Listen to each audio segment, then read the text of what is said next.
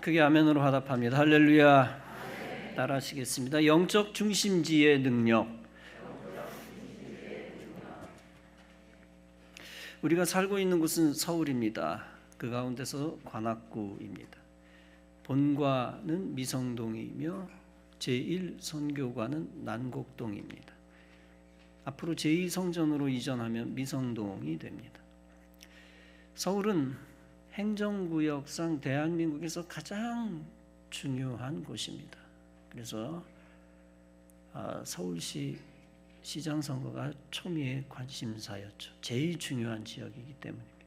서울이라는 말은 수도의 순우리말입니다. 따라서 대한민국의 서울은 서울이다 라고 이야기할 수 있습니다.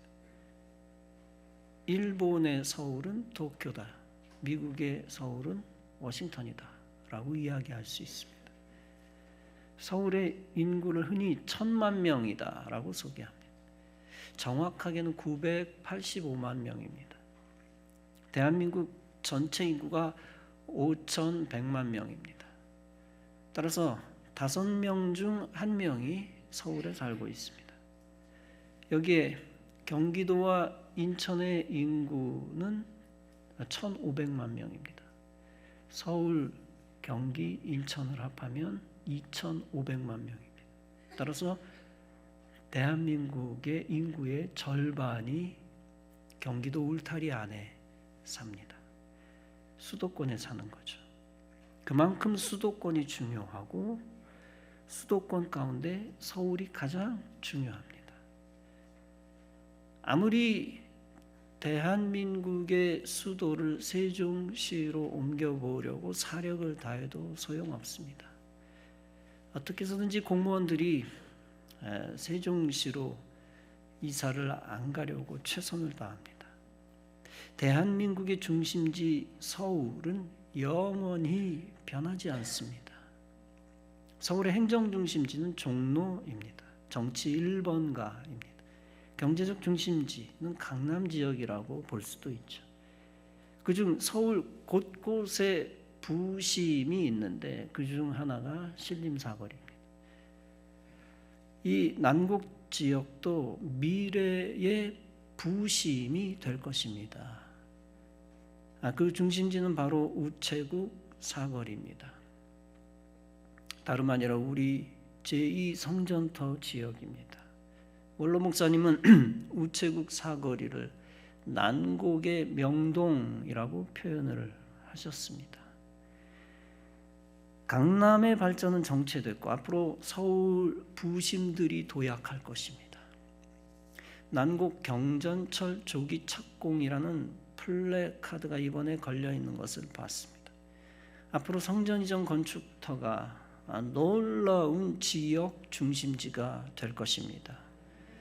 우리 교회가 서울에 있고 난곡 지역의 중심지라고 하는 건 큰 장점입니다. 관악구는 서울 안에 25개 구 가운데 인구가 5등입니다. 50만 명이 넘게 살고 있습니다. 일단 인구수가 많다는 건 그만큼 저력이 있다는 뜻입니다. 관악구 안에 기독교인들이 1차적으로 목표를 삼아야 하는 것이 있습니다. 그것은 다름 아니라 관악구의 성시화입니다. 관악구를 성시화시킬 때 파급 효과가 타 구에도 일어납니다. 바로 우리의 새 성전이 장차 관악구 성시화의 중심지가 될 것입니다. 더 나아가 교단과 서울의 영적 중심지가 될 것입니다. 서울의 영적 중심지가 되면 자연스럽게 전국의 영적 중심지가 됩니다. 그런 큰 비전을 가지고 기도하시기 바랍니다. 지난주에도 말씀드렸다시피 참으로 감사한 것이 있습니다. 타구들이 기독교를 핍박하는 것에 비해 관악구는 참으로 온건했다는 겁니다. 그동안 관악구 교구협의회가 구청과 긴밀한 관계를 유지했습니다. 특별히 우리 교회가 속한 곳이 감리교 관악서지방입니다. 감사하게도 우리 관악서지방 가장 성서적 신앙을 지켜나가는 지방입니다. 아쉽게 대부분의 감리교 지방들은 많은 좌파 목사들을 가지고 있습니다. 그들이 각 지역의 성시화를 막고 있습니다. 그에 비해 우리 관악서 지방은 특수한 지방입니다. 인본주의 운동권 목사들이 가장 힘을 쓰지 못하는 지방입니다. 서울 남연회 청장년 연합회가 있습니다. 그 연합회의 영적 무게중심이 관악서 지방이 거의 되어가고 있습니다.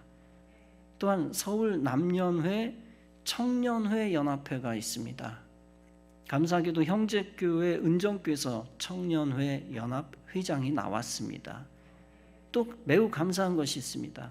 서울연회, 정확하게는 서울북연회, 서울연회에서도 영적 무게중심이 점점 화양교회로 옮겨가고 있습니다. 새로 오신 분이 혹시 계시다면 화양교회가 뭔지 잘 모르실 텐데 동생 목사 교회입니다. 근본에 서울연회 청년회 연합회장이 화양교회에서 나왔습니다. 은정교회는 막내 동생 목사가 심호하는 교회입니다. 화양교회, 청년 부흥을 이루어가는 축복의 교회가 되었기 때문입니다. 우리 예광교회는 형제 교회들의 영적 뿌리입니다. 우리 교회는 엄청난 영적 사명이 있습니다. 신본주의적 신앙을 사수하고 예배를 사수해야 하는 사명을 가졌습니다. 안타깝게도 방역 재앙 때문에 대부분의 교회에서 성가대 찬양이 없습니다. 생소하게 느끼실 분들이 많이 있겠는데 다른 교회들을 안 보셔서 대부분의 교회가 지금 성가대가 없습니다.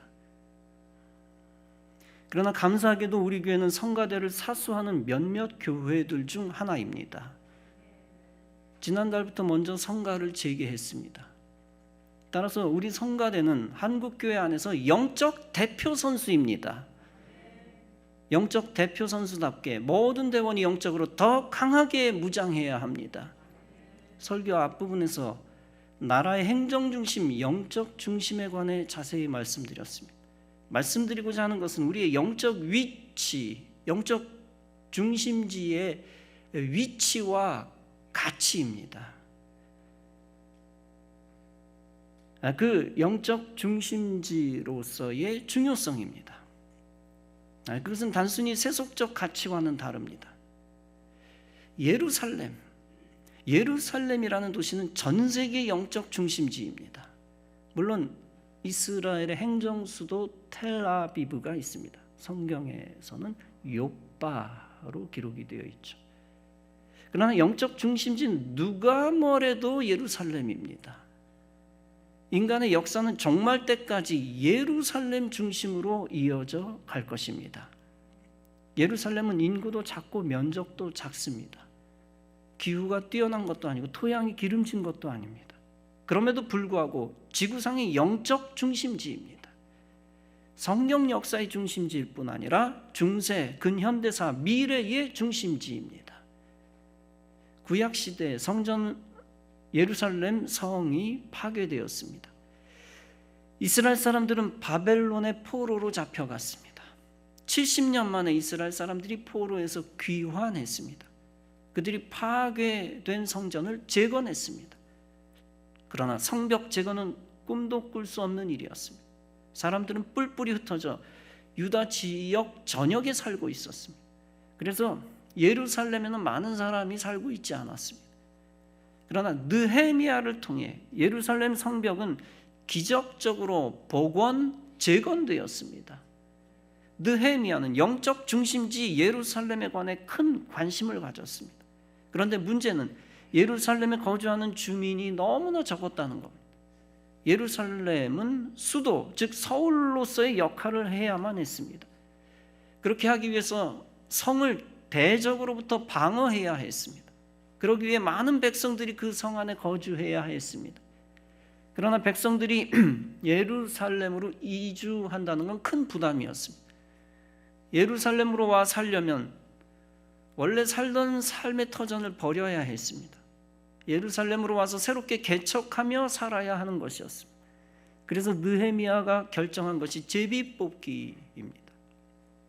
본문은 말씀합니다. 백성의 지도자들은 예루살렘에 거주하였고 그 남은 백성은 제비뽑과 10분의 1은 거룩한 성 예루살렘에 거주하게 하고 그 10분의 9는 다른 성읍에 거주하게 하였으며 예루살렘에 거주하기를 자원하는 모든 자를 위하여 백성들이 복을 빌었느니라.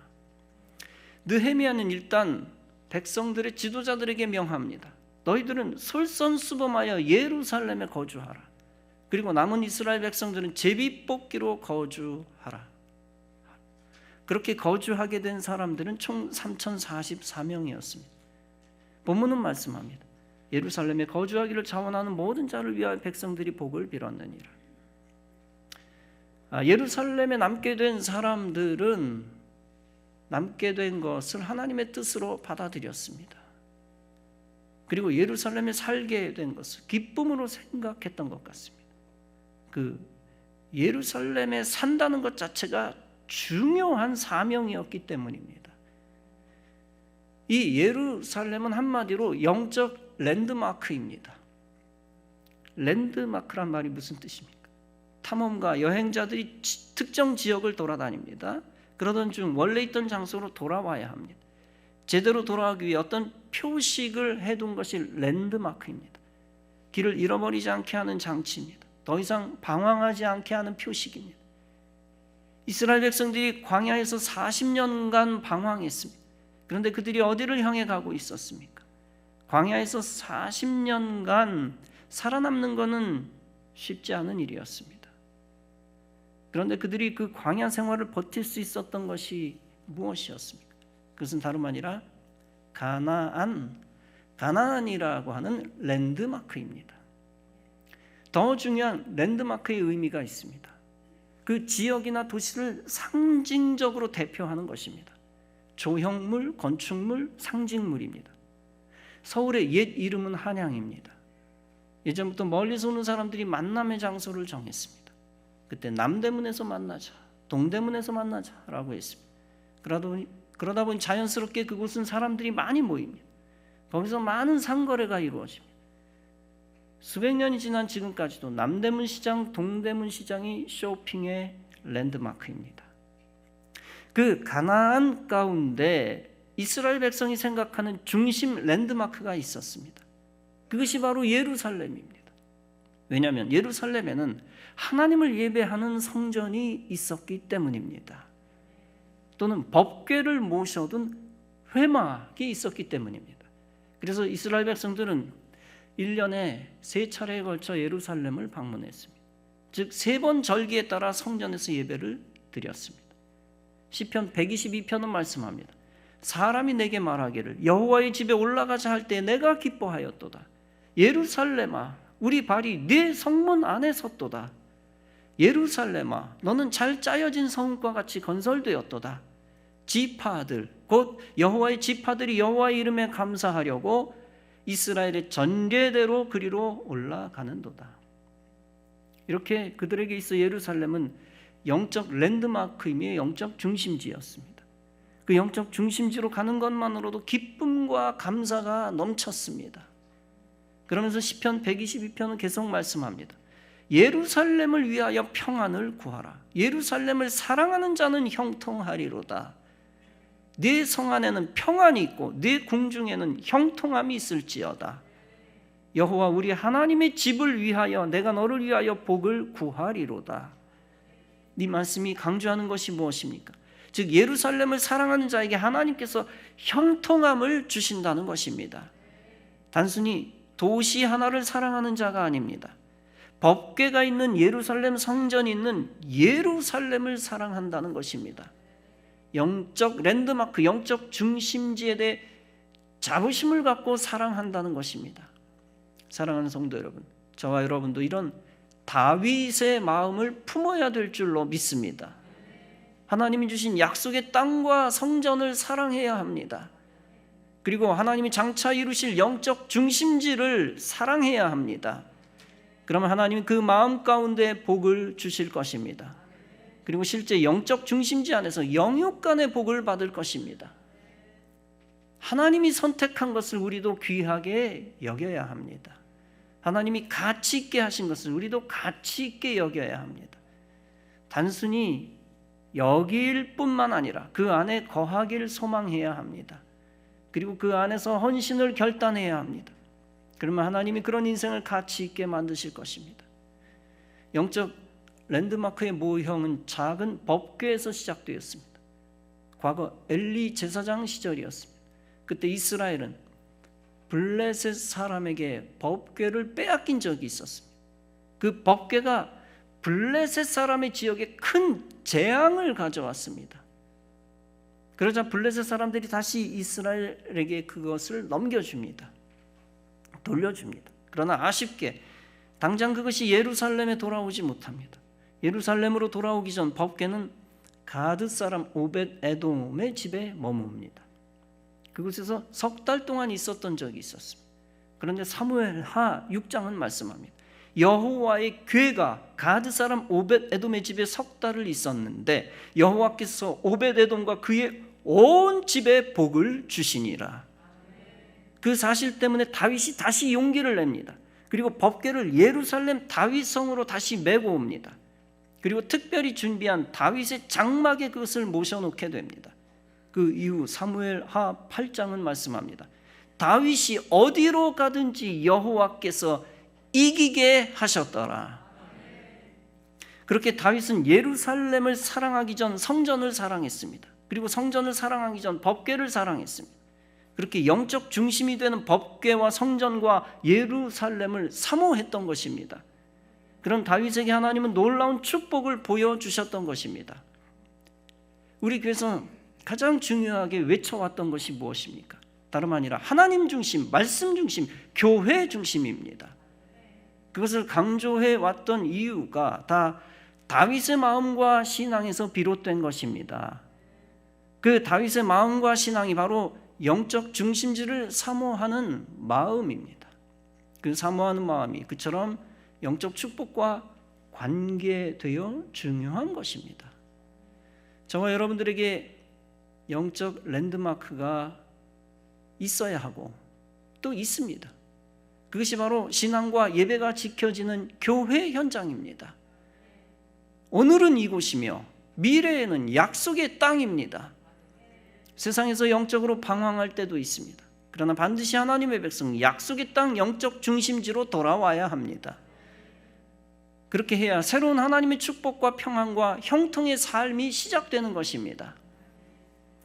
아프리카의 잠베지 강 중에 잠베지 강이 있는데 거기 카중굴라라고 하는 곳이 있습니다. 잠비아, 나미비아, 짐바브웨, 보츠와나 이 네 나라가 만나는 곳입니다. 잠베지 강을 건너려면 선착장에서 3일에서 7일까지 걸립니다. 자동차를 운송하는 바지선이 트럭을 한꺼번에 2대밖에 싣지 못하기 때문입니다.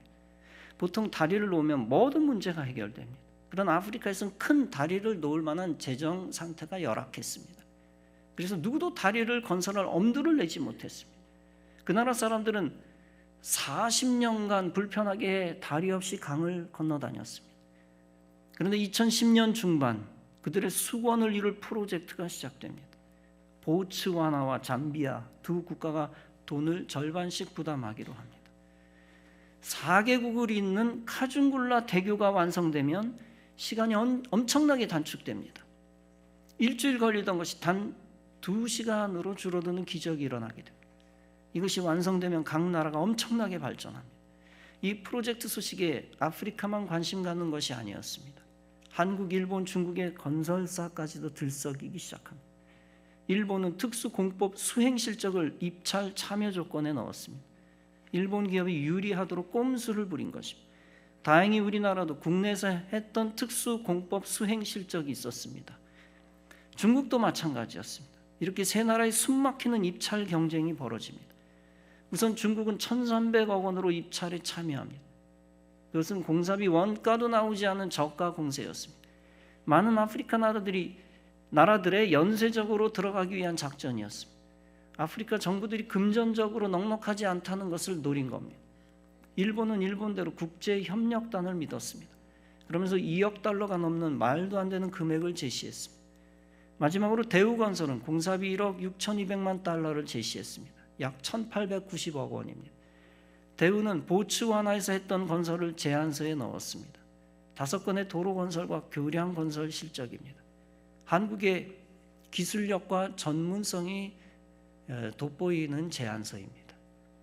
한국은 일본과 중국 사이에서 실력으로 승부수를 던졌습니다. 놀랍게도 카준굴라의 시공권을 한국이 따내게 되었습니다. 보츠와나의 평가는 다음과 같습니다. 중국 기업이 만든 다리는 10년을 못 넘기고 하자가 생긴다. 반면에 대우건설이 만든 다리는 30년이 되도록 멀쩡했다.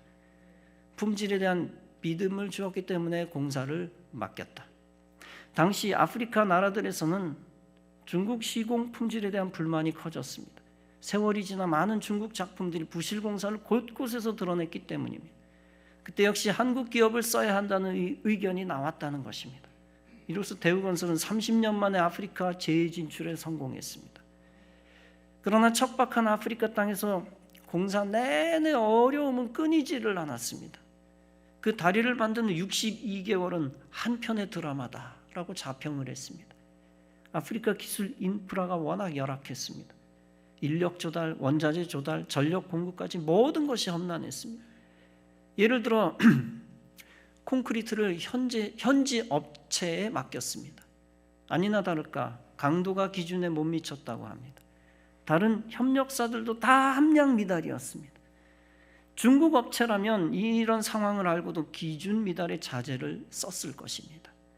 그러나 대우건설은 달랐습니다. 1500km 떨어진 나미비아에서 시멘트를 직접 조달했습니다. 그것을 레미콘으로 배합하여 안전에 만전을 기했습니다. 카중굴라 교량은 철도와 도로가 함께 있는 어마어마한 다리입니다. 따라서 안전이 최우선이었습니다. 교각 간격을 늘릴 수 있으면서도 진동 제어에 유리한 공법을 썼습니다. 즉 엑스트라 도지 형식을 적용해서 모두를 감탄하게 했습니다. 한편 아프리카에서 가뭄이 심하면 최대 15시간 정전이 되곤 합니다. 이럴 때마다 상대국에서 전기를 끌어다 써야 했습니다. 그러나 나라가 서로 달라 관세를 이웃 나라에 내야 하는 웃지 못할 상황이 벌어졌습니다. 잠비아 정부는 공사의 10% 173억 원을 체납했습니다. 그로 인해 2주간 공사가 중단된 적도 있다고 합니다. 이 모든 역경을 이기고 지난 10월 길이 923m의 다리를 준공합니다. 5년 2개월간 진행된 남부 아프리카의 최대 프로젝트였습니다. 놀라운 것은 공사를 진행하면서 단 한 건의 사망사고가 없었다는 것입니다. 엄청난 기적이죠. 준공 시 네 나라의 대통령이 같은 날 한자리에 모였습니다. 그 외 각 아프리카 나라들이 현장을 방문하고 배워간다고 합니다. 수많은 아프리카 나라들이 중국을 더 이상 고용하지 않겠다고 합니다. 반면에 앞으로 아프리카에서 한국 기업들이 더 많이 활약할 것을 기대하고 있습니다. 6개의 연속 주탑과 빼어난 자연 환경이 어우러져 아름다운 작품이기도 합니다. 이로 인하여 그 카준굴라 다리는 아프리카의 랜드마크로 자리매김했습니다. 한국 기업의 승리의 상징, 그리고 아프리카의 번영의 상징이 된 것입니다. 여러분, 랜드마크의 힘이란 바로 이런 겁니다. 랜드마크가 된 건설 상징물은 국가의 위상도 높여줍니다. 그로 인해 국민의 자긍심도 높여줍니다. 영적 랜드마크도 마찬가지입니다. 특히 예루살렘이라고 하는 영적 상징은 하나님 나라의 위상을 높여줍니다. 영적 랜드마크의 역경과 고난에는 의미가 있습니다. 느헤미야 10장은 말씀합니다. 그리하여 우리가 우리 하나님의 전을 버려두지 아니하리라. 이제 그들이 삶의 중심을 성전으로 두겠다는 결단입니다. 그들의 인생에 있어서 성전은 삶의 변두리가 아니었습니다. 오직 성전은 그들의 삶의 중심이었습니다. 하나님의 성전을 인생의 랜드마크로 두고 살겠다는 것입니다. 시편 84편은 말씀합니다. 주의 집에 사는 자들은 복이 있나니. 이스라엘 백성들이 성전을 멀리하고 자기 욕심대로 살았더니 어떻게 되었습니까? 이스라엘은 망하고 백성들은 포로로 잡혀가고 노예가 되었던 것입니다. 반대로 그들은 예루살렘 이주가 확정되었을 때 순종했습니다. 가족 전체가 이주했습니다. 대적의 위협이 가장 큰 곳이었습니다. 그럼에도 불구하고 순종하며 예배의 중심지를 사수했습니다. 제비 뽑혔으나 본문은 자원하여 거주하는 모든 자라고 표현했습니다. 그만큼 선택된 후에 자원하는 마음으로 불만이 없었다는 겁니다. 자원하는 마음으로 의무에 충실하며 기뻐했다는 것입니다. 사랑하는 성도 여러분, 저와 여러분들은 이 시대에 영적으로 제비 뽑힌 자들입니다. 이 시대 거룩한 예루살렘 성에 살도록 제비 뽑힌 자입니다.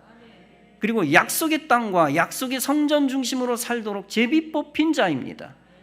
즉 이 시대에 우리 예광교회 중심으로 사명 감당하도록 선택받은 자입니다. 이때 선택된 자답게 하나님 주신 은혜와 특권을 믿어야 합니다. 그리고 우리 교회가 영적 중심지로 세워진 사실을 믿어야 합니다. 그 믿음에 따라 기도와 헌신과 충성으로 영적 중심지를 아름답게 세워나가고 지켜나가야 합니다. 그러면 하나님이 그 믿음을 보시고 복과 사명을 여러분에게 더하여 주실 것입니다. 하나님이 거룩하게 세우신 것을 귀하게 여긴 자가 받는 복입니다. 거룩한 이 터전과 약속의 땅은 하나님 선택하신 영적 중심지입니다. 영적 중심지이기 때문에 사명과 축복이 있는 곳입니다. 그러므로 여러분 모두 영적 중심지에 속한 자로서 신앙적 자부심을 가지시기 바랍니다.